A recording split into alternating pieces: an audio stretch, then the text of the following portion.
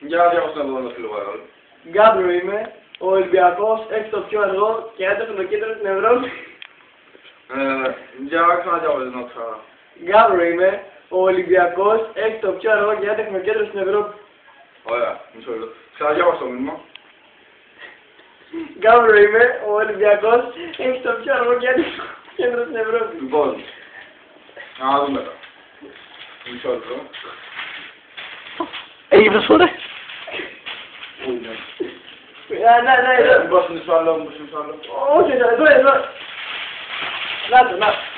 Να το, εδώ. Ωραία, λοιπόν. Κρύβω το λογότυπο. Εδώ. Ενδιαφέρον την καρέκλα. Διαβάζω. Ολυμπιακός. Όχι. Κάτσε. Πήγα πιο κάτω. Ταχύτητα. Είναι γεγονός ότι ο Ολυμπιακός έχει το πιο γρήγορο και ταχύ κέντρο στην Ελλάδα. Λοιπόν. Το κάνεις μια αρέλη και τελειώνεις.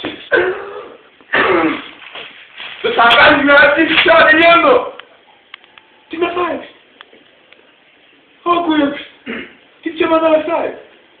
Ακούγε το πιο γρήγορο κέντρο. Αυτά τα ψέματα.